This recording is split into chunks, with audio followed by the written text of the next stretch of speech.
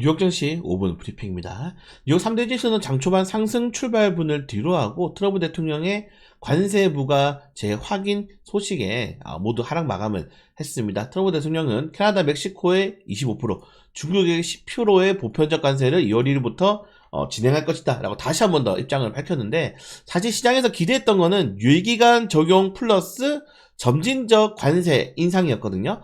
지금 근데 시나리오 1 전면적 부과로 2월 1일부터 모든 품목에 선별 없이 발동 유예기간 없이 25% 관세, 모든 품목에 25%의 관세를 그냥 붙여버리는 겁니다.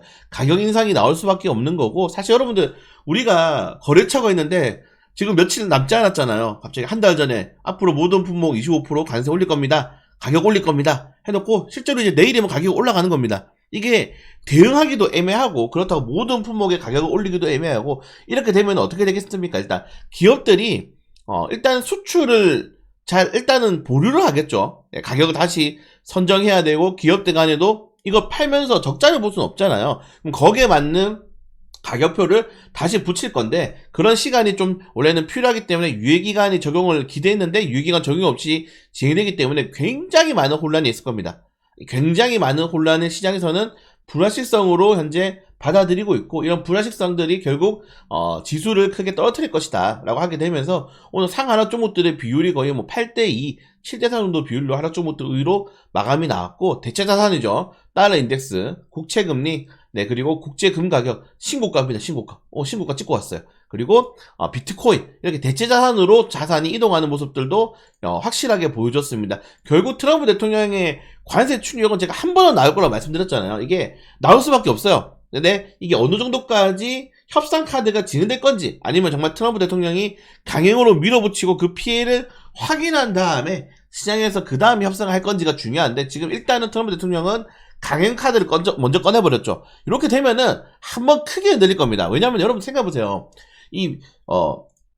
중국에다가도 10% 관세를 매겨버리면은 모든 제품의 가격이 오르면서 특히 원자재 가격이 같이 오를 수밖에 없습니다. 우리나라 수입 품목 99%가 원자재를 수입하죠, 대품은. 그렇기 때문에 쉽지 않다. 원자재 가격의 상승이 나올 수밖에 없는 상황이라서 결국 국내 증시의 이런 제조업 기술 종목들도 이런 관세 부과에 같이 흔들릴 수밖에 없고, 최근에 트럼프 대통령이 한국산 세탁기에 대해서 또 콕 집어 얘기했기 때문에 전기전자 제품들, 이런 종목들도 관세에 대한 리스크가 확대될 수밖에 없다고 생각이 됩니다. 오늘 S&P 종목들도 보시면은 대부분 이제 뭐 소비재라든가, 네, 뭐 유틸리티라든가, 뭐 에너지라든가 다 조정 나왔어요. 금융주라든가 다 조정 나왔고, 빅테크 종목들만 그나마 약간 선방하는 모습. 제가 계속 강조드리죠, 여러분들. 빅테크 종목들은 이제 안전자산이다. 시장의 장악률이 높고 현금을 굉장히 많이 보유하고 배당도 많이 주는 기업들이기 때문에 안전자산 쪽으로 좀 버텨준 게 있고, 오늘 엔비디아는 좀 추가적인 하락이 나왔는데, 사실 엔비디아가 장 초반에 상승 출발했거든요.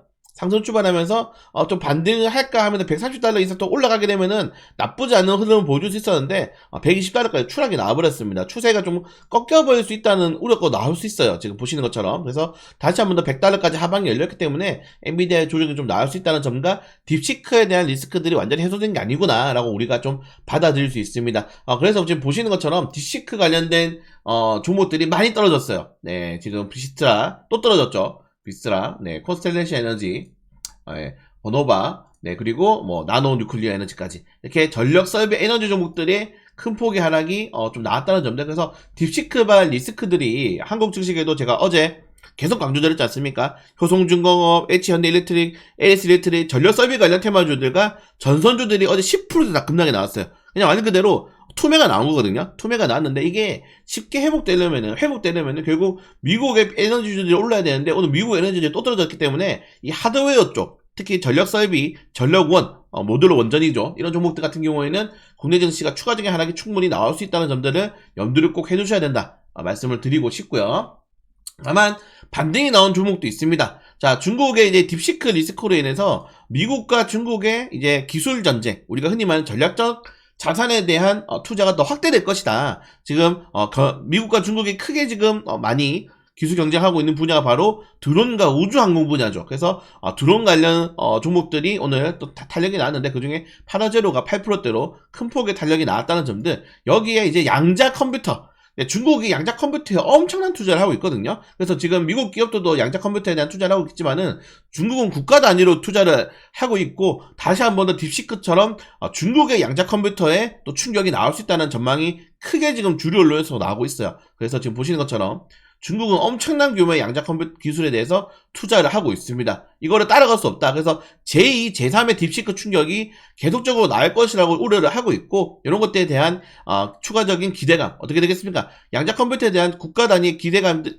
지원들이 나올 수 있다는 거죠. 그래서 리제팅, 네, D-Wave 퀀텀, 네, 이렇게 상승이 나왔습니다. 그래서 지금 보시는 것처럼 이 ETF도 계속 탄력이 나오고 있죠. 최근에 그 CEO 발언들로 인해서 조정이 나왔다가 다시 한번 천천히 올라가면서 제2의 딥시크 사태를 피하기 위해서 미국이 규제 완화라든가 그리고 기업들에 대한 투자 확대를 충분히 고려해 볼 수 있다. 여기에 양자암호와 드론이 가장 큰 수혜주가 될 수 있다고 지금 시장은 단기적으로 보고 있는 것 같습니다. 왜? 주가가 올랐으니까요. 제가 여러분들에게 매크로 지표 보지 말고 그냥 주식이 어차피 다 답을 결정한다고 말씀드리는 이유가 그겁니다. 그래서 실제로 우리도 그런 종목들 위주로 공략을 하면 된다라고 다시 좀 말씀을 드리고 싶고요. 그리고 뭐 특징주 같은 경우에는